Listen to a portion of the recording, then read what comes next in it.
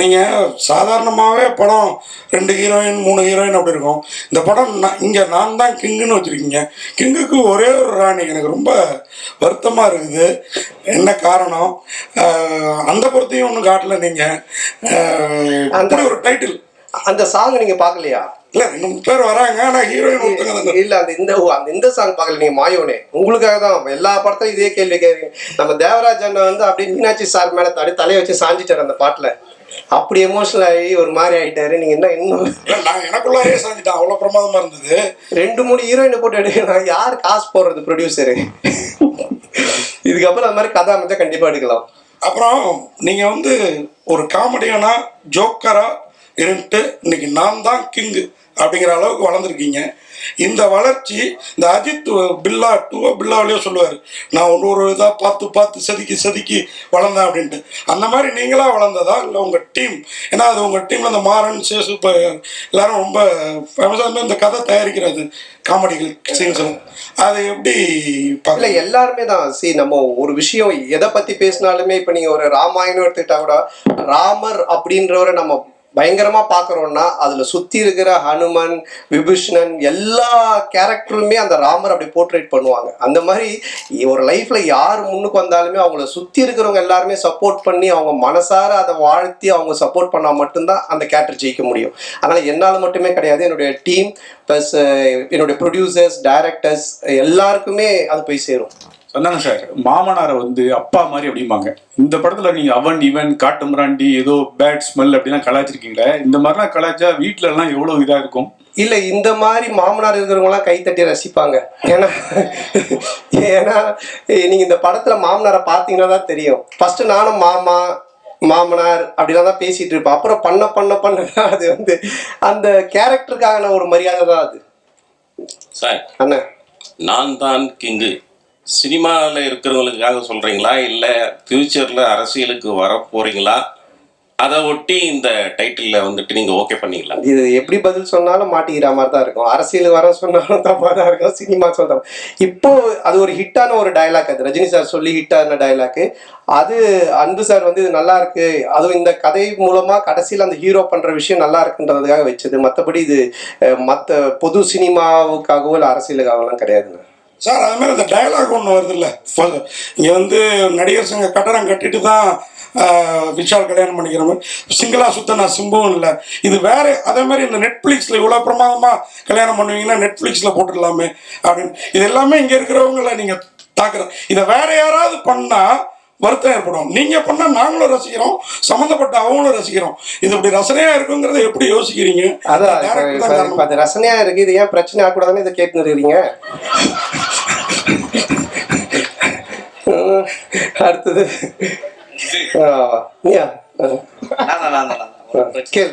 ஆக்சுவலா இப்போ வந்து சேஷன் வந்து இதுவாயிட்டாங்க, களமாயிட்டாங்க. இன்னொரு நண்பர் இந்த படத்துலயே ஆண்டனியும் ஹாஸ்பிட்டல்ல தான் இருக்காங்க. ஸோ நான் விசாரிக்கும் போது பாத்தீங்கன்னா சந்தானம் வந்து நண்பர்களுக்கு காசு கொடுக்கல, அதனாலதான் அந்த உயிரிழப்பு ஏற்பட்டது அப்படின்னு சொன்னாங்க. சரி டைரக்டா நம்ம களத்துக்கு போவோம் அப்படின்னு சொல்லிட்டு ஆண்டனி கிட்ட மருத்துவமனைக்கு போகும்போது சந்தானம் தான் ஃபுல்லா எனக்கு வந்து மருத்துவமனையில காசு கட்டிட்டு இருக்காரு அப்படின்னு சொல்றாங்க. ஏன் உங்களை வந்து பின்னுக்கு தள்ளிட்டே இருக்கிறாங்க? எதனால இது வருது உங்களுக்கு தெரியல. அது சில பேர் இப்போ எல்லாருமே என்னை ரசித்து எல்லாருமே நல்லா இருக்குன்னு சொல்லி பேசிட்டு அப்புறம் நானே கடவுளாக மாறிடுவேனே, அதனால் பிடிக்கல, அது தப்பாக சொல்கிறதுக்கும் சில ஆட்கள் இருப்பாங்க. அதை பற்றி நம்ம பெருசு பண்ணிக்க தேவையில்லை. நமக்கு பிடிச்சவங்களுக்காக நம்ம பண்ணுவோம், அவ்வளோதான். இப்போ படம் பார்க்கும்போது வந்து இவன் பண்ண காமெடி நான் சிரிக்கவே மாட்டேன்னு உட்காரத்துக்கும் சில பேர் இருப்பாங்க. அவங்களுக்காக நம்ம வந்து கஷ்டப்பட தேவையில்லை, நம்மளை ரசிக்கிறவங்களுக்காக பண்ணணும், அவ்வளோதான். நம்ம பண்ணுற விஷயம் இப்போ உங்களை மாதிரி சில பேருக்கு தெரிஞ்சு அது நல்ல முறையில் போய் ரீச் ஆகுது, அவ்வளோதான்.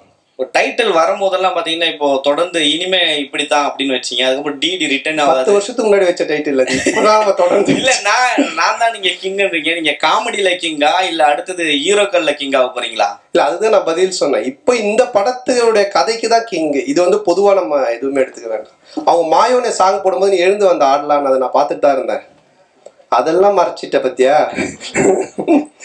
சந்தான ப்ரோ, அந்த ரன்பீர் கபூர் படம் மட்டுமே பார்க்குற ஆலியா பாட்டியை கண்டுபிடிச்சு நடிக்க வச்சது நீங்க தானே? அந்த டயலாக் அவங்க சொன்னதுக்கு அப்புறமா அது தோணுச்சு, சரி ஆலியா பாட்டுன்னு சொல்ல வேணா ஆலியா பாட்டின்னு சொல்லி ஒரு விஷயம் பண்ணலாம் அப்படின்னு சொல்லி. இல்லை அது கரகாட்டக்காரன் படத்தில் வர்ற மாதிரியா இல்லை எதேச்சியா அமைஞ்சது? இல்லை எதர்ச்சி அமைஞ்சது தான். Okay, thank you. அன்பனாக்கு ஒரு கேள்வி. ஆனால் நீங்கள் மகளை வந்து தயாரிப்பாளர் ஆகிட்டீங்க, உங்க மருமகனுடைய மேரேஜ் பிக்சர்ஸ்ல பார்த்தது தான், நேர்ல என்ன பார்க்கல. அவரே ஒரு ஹீரோ மாதிரி தான் இருப்பாரு. அவர் ஹீரோவை லான்ச் பண்ற ஐடியா ஏதாவது இருக்கா? நீங்க முதல் பட்டியல் ஆரம்பிச்சிருவோம்.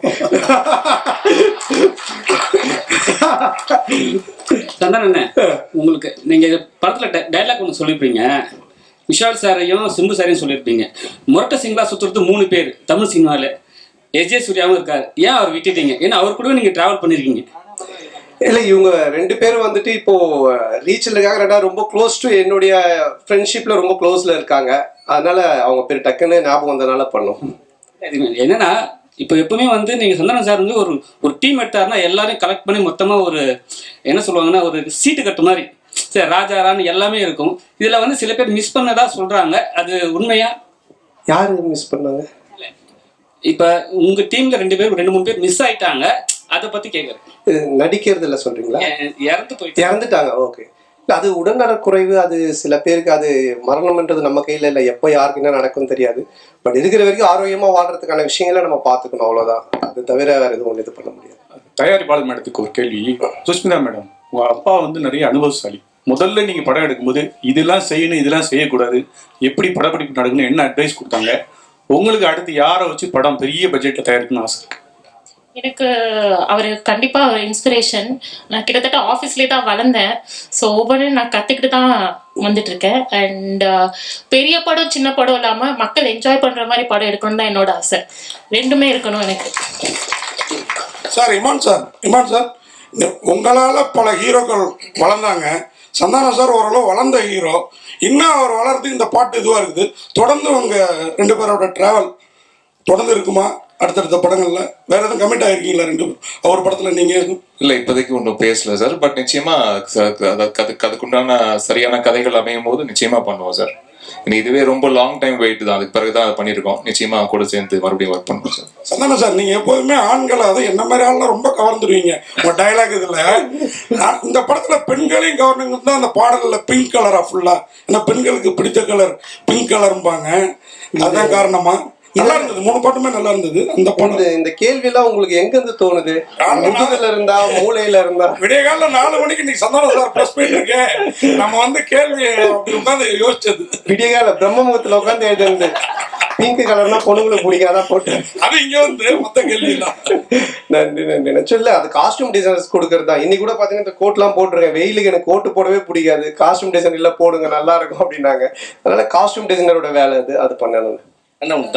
கானா பாட்டுனா நீங்க வந்து கலக்குவீங்க. டான்ஸ் கின்ஸ்லாம் பர்ஃபார்மன்ஸ் இப்போ ஹெவி ஆயிடுச்சு.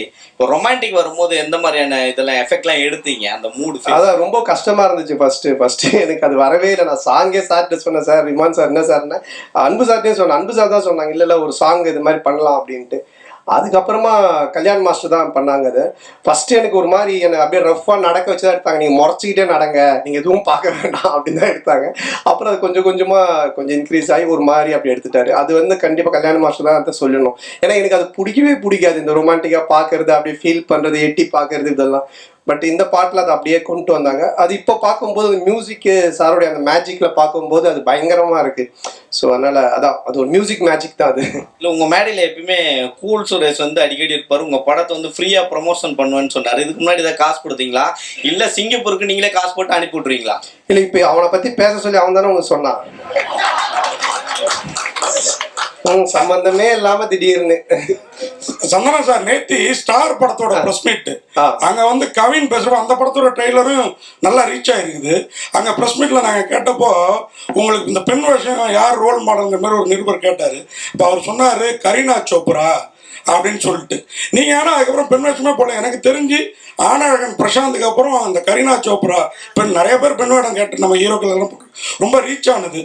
ஏன் அதுக்கப்புறம் அதை பண்ணல? உங்களுக்கு ரொம்ப ஆப்டா இருக்கும். பண்றேன் நான் கண்டிப்பா. கதை அமையணும் இல்லை சார். கதை அமைஞ்சாதான் கரெக்டா பண்ண முடியும். ஏதாச்சும் ஒரு லேடி கேட்டப்ல ஒரு கதை ஏதாச்சும் வந்தா கண்டிப்பா டெஃபினட்டா பண்றேன். ஹீரோயின் மேடம் உங்களுக்கு ஒரு கேள்வி. அண்ணன் கேட்டுறாரு.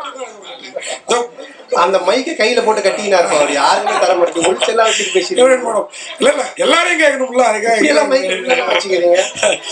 இதே சரி எனக்கு நடந்தது. அதனாலதான் இப்போ ஹீரோயின் மேடம் நீங்க சொன்னீங்க சந்தானம் சார் ஃபர்ஸ்ட் இங்கிலீஷ்ல பேசிட்டு இருந்தாரு.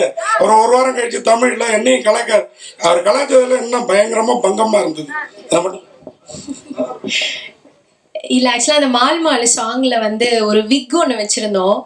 அந்த விக் வந்து ரொம்ப அன்கம்ஃபர்டபுளாக இருந்தது.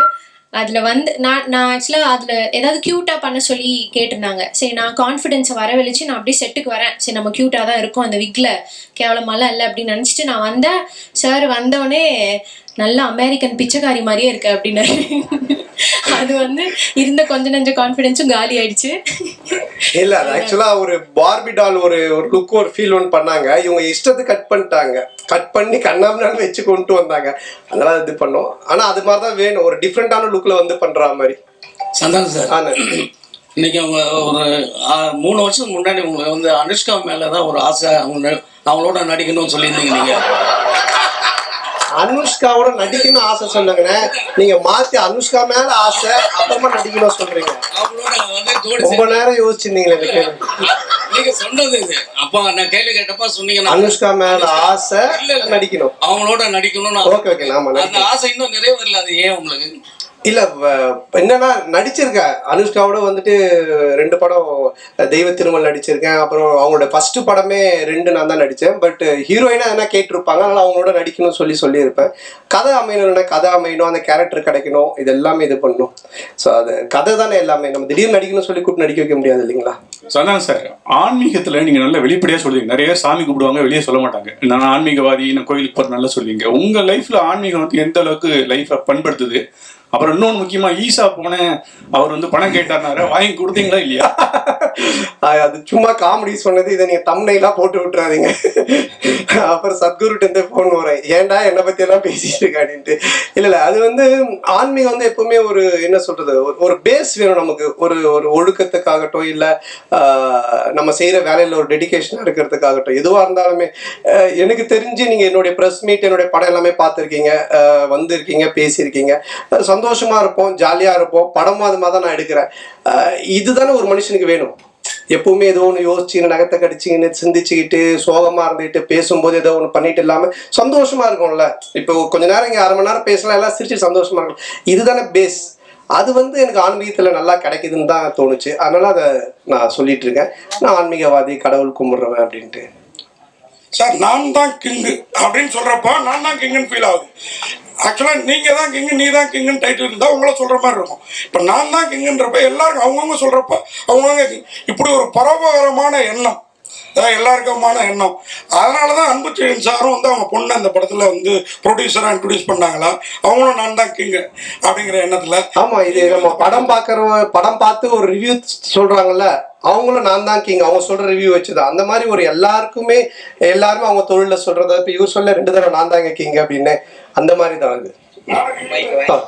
வாங்கிட்டீங்களா? ஆமா, மைக்கு கீழே ஒழிச்சு வச்சு. நன்றியா, முடிஞ்சிருச்சா? அனைவருக்கும் நன்றி, வணக்கம். அனைவருக்கும் வணக்கம். நாங்க மக்கள் இசை கலைஞர்கள் செந்தில் கணேஷ், ராஜலட்சுமி. சேனலை லைக் பண்ணுங்க, ஷேர் பண்ணுங்க, கமெண்ட் பண்ணுங்க, சப்ஸ்கிரைப் பண்ணிருங்க, பக்கத்துல இருக்க பெல் பட்டனை கிளிக் பண்ணிருங்க. Hi cut to cut viewers, உங்களுக்கு இந்த வீடியோ பிடிச்சிருந்தா please subscribe and like and share and comment. Hi, வணக்கம், நான் பூர்ணா பேசுறேன். Don't forget to subscribe Cut to Cut. Cut to Cut viewers, if you like this video, please subscribe, comment and share.